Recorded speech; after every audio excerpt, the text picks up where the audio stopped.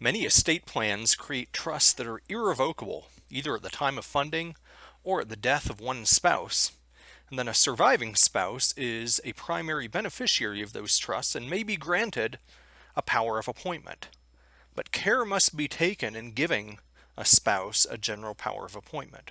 For one, if that power is a general power of appointment, it can create unwanted estate or even GST tax consequences, with a trade-off being a step up in basis potentially, which creates savings on capital gains. Those two should be balanced. Also, especially in a second marriage scenario, powers of appointment may not be a good idea. They can frustrate the intent of the first spouse to die, for example, by allowing the surviving spouse to disinherit stepchildren in a second marriage scenario. I'm Griffin Bridgers, and this is 10 Minutes with Griffin. For today's episode, episode 163, we're going to look at better drafting around powers of appointment. This will be the first of a series of discussions on drafting of powers of appointment. But as always, I want to remind you that this presentation is not intended to substitute for legal or tax advice and is provided for educational purposes only. Also, no sample language or self-help forms are provided in connection with this drafting-related presentation.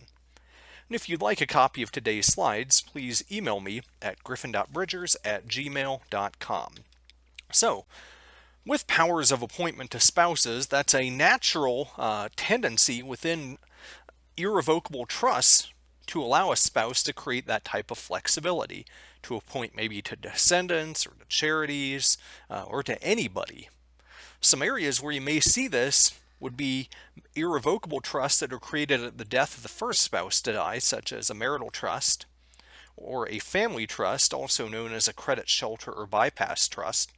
You may also have some trusts created during life under which a spouse can be given a power of appointment, such as an irrevocable life insurance trust, also known as an ILIT, especially a single life ILIT, or a spousal lifetime access trust, or SLAT. Now, if you're going to consider giving a spouse a power of appointment over those types of trusts, care must be taken in drafting it. There's two primary areas of focus in which errors can really be made and where you see a lot of action in terms of correction to these types of issues. One is in distinguishing between a general versus non-general power of appointment being granted to the spouse.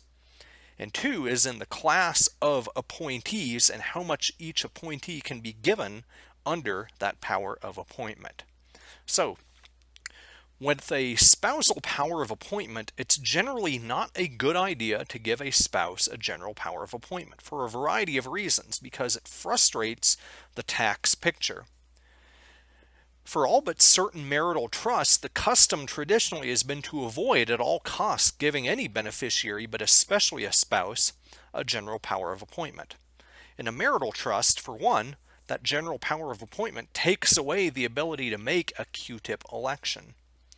And in a credit shelter trust or a SLAT, or even an ILIT, this wastes estate tax exclusion because it can cause the estate tax exclusion of both spouses to apply to the same assets. And ideally, once a trust has had that exclusion applied to exempt assets from estate tax, that exclusion shouldn't apply again, at least in the same generation or even the generation after.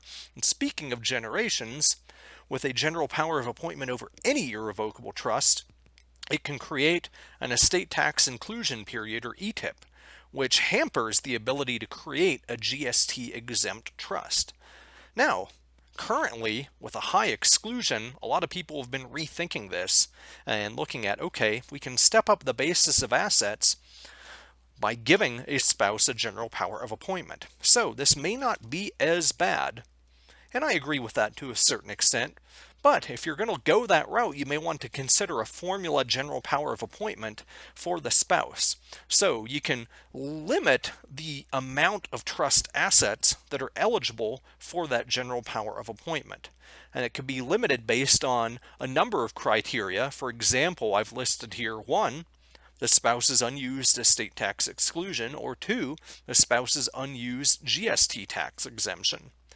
You could even go over and above those unused exclusions and use some algebra to look at the inflection point at which the marginal estate tax equals either the savings in GST tax in a GST non-exempt trust or the savings in income tax, taking into account the step up in basis that's gained through that general power of appointment. Now, it's typically a good idea not to include this up front, but maybe to consider down the road whether you have the flexibility for a spouse to have a general power of appointment.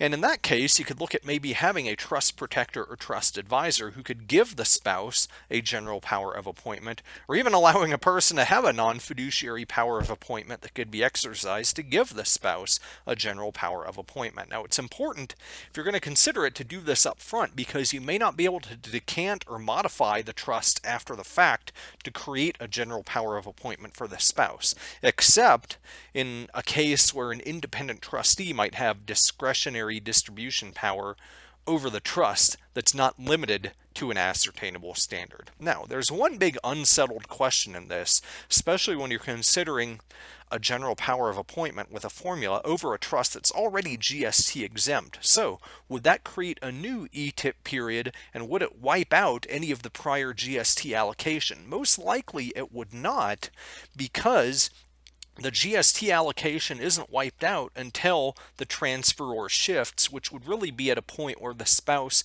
is taxed on those assets. So typically it'd be at the spouse's death.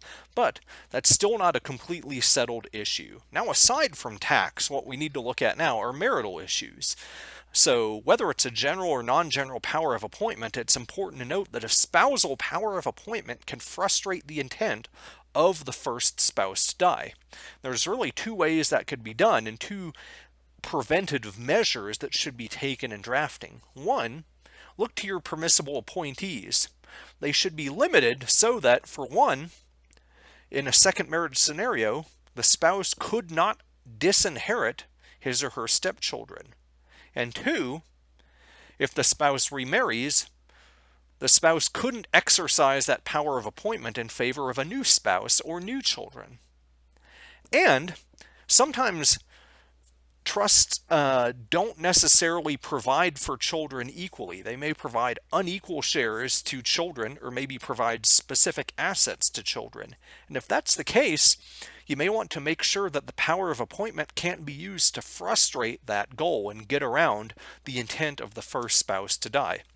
Now, this drafting issue can apply in any scenario, but it's especially prevalent in a second marriage scenario.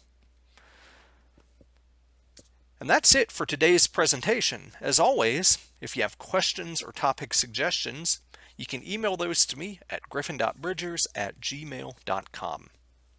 But thank you for listening to this episode of 10 Minutes with Griffin, and I look forward to seeing you in the next one.